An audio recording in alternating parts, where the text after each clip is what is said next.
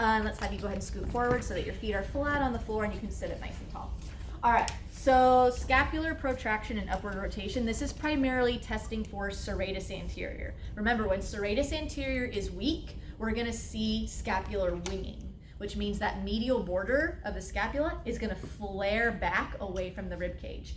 So as I'm getting Grace into the test position, I'm gonna have my hand over her scapula and I'm gonna feel for what it's doing. So step one, I'm gonna have my patient flex the arm forward to about 130, so not all the way up. So if this is 90, coming up a little bit, approximately 130. So Grace, I want you just to reach your arm straight up and forward until you touch my hand.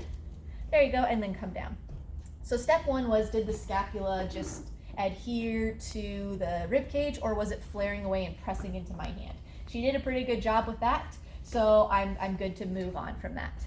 If she couldn't do that, let's say as she raised her arm up, that scapula was winging back into my hand, then what I would do is I would help her to get the arm up into that position, and then I would see, all right, now is it staying with some assistance there, or is it still winging? So let's say it's no longer winging, then I could proceed with the MMT. But if it was winging even with support, then I would stop the MMT and say, you know what, that can't be more than 2 out of 5 at most.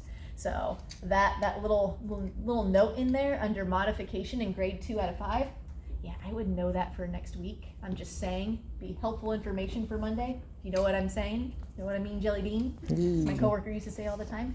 All right, so let's say Grace is at least a 3 out of 5, which means she can get into the test position and her scapula didn't wing, so go ahead and hold your arm there.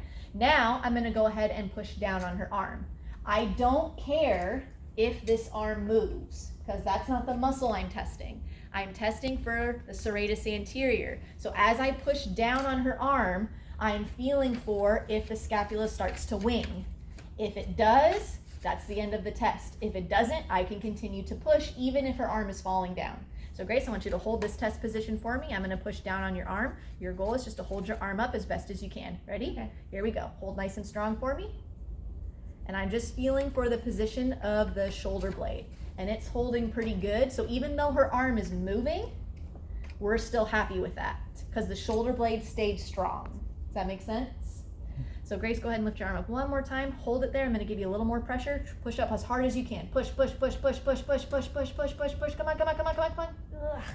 Yep, so it didn't move. The shoulder blade stayed still. Even though her arm was wobbling, I was feeling the shoulder blade and I was pushing pretty good there. So I would probably give that like a 5 out of 5 because the shoulder blade didn't break even though her arm did. Yep. So when we're talking about scapular MMTs, remember, yes, you're pushing down on the arm because pushing down on the scapula is not a good lever for us to use, but we don't care if the arm moves. We care when the shoulder blade moves.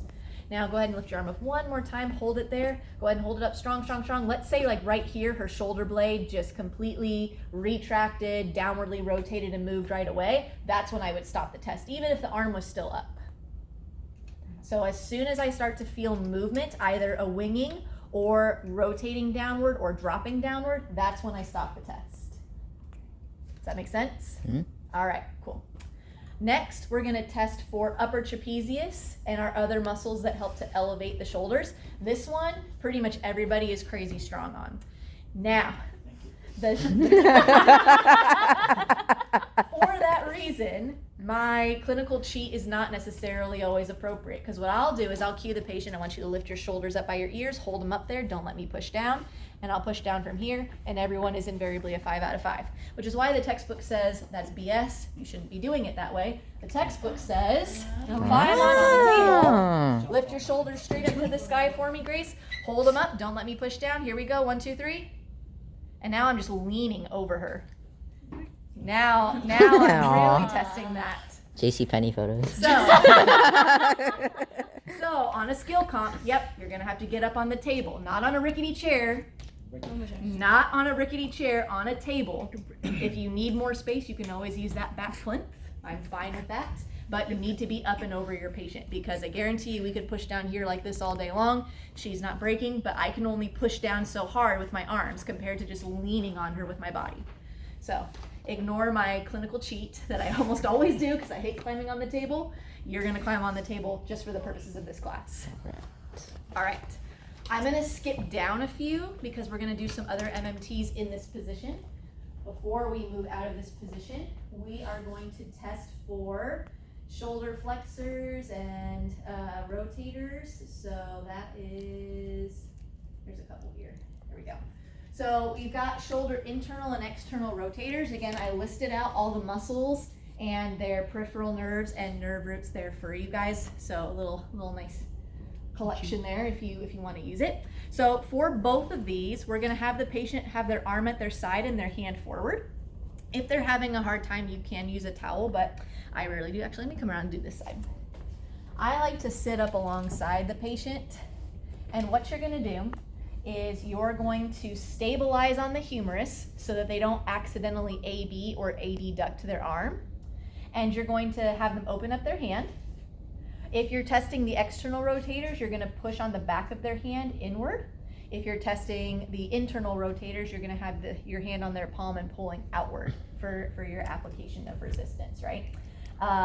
Oh, I forgot to palpate on all of these, didn't I? I missed a step. I'm just trying to get them all done.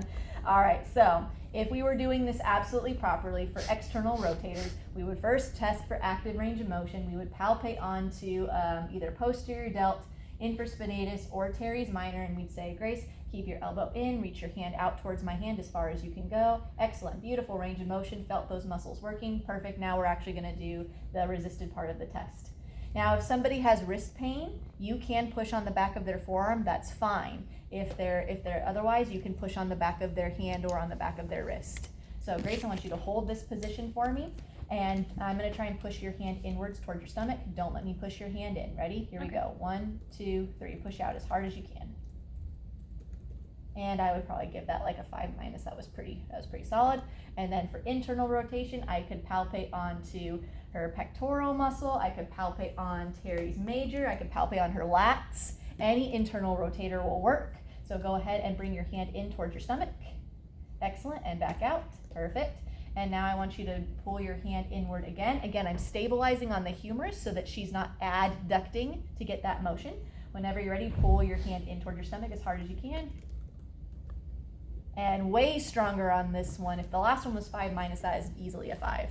She held that very, very strong. And again, if somebody has wrist or hand pain, you can pull on the forearm. That is totally appropriate. Otherwise, you can basically arm wrestle with them if you want. Right. That's what I tell them. We're going to arm wrestle. And if that's hard for you to lean back, you can always adjust your position in front of them to push if that's more comfortable for you. Okay? Shoulder flexion and abduction we could also do in this position. So again, palpate a shoulder flexor such as the pecs. Grace, go ahead and reach your arm straight up overhead as high as you can. Wonderful, good range of motion. I feel the muscle working. Go ahead and bring your arm back down. We're gonna position her in mid-range. So we're gonna have her hold her arm up in about 90 degrees of flexion. I want you to hold your arm up in the air. I'm gonna push down on her humerus. I'm gonna stabilize the top of her shoulder so that she's not shrugging with her upper trap. Hold your arm there, don't let me push down. You ready? Mm-hmm. Here we go. 1, 2, 3, push up hard. Oh. There we go. Mm-hmm. Same thing for adduction. We'll test the adductors like middle deltoid. Go ahead and raise your arm out to the side with a straight arm. Good, felt those working. Ooh, nice little click there, good job. Position her in mid-range. Hold your arm there. I'm stabilizing over upper trap so that she doesn't shoulder shrug. Position my hand over her arm. Don't let me push down on the count of 3. 1, 2, 3. Push up hard. Push, push, push, push, push, push, push, push, push, push. All right, I give that a 4. A little bit weaker to the side, but that's normal because there's only 2 muscles in the body that do shoulder abduction. There are a ton of muscles that do shoulder flexion, and they're much bigger. So sorry for cheating those first few. Going through all the steps. You guys know to go through all the steps because you guys are on top of it. All right, I think that's everything sitting. I might have missed one. Let's break out and practice just those. So you're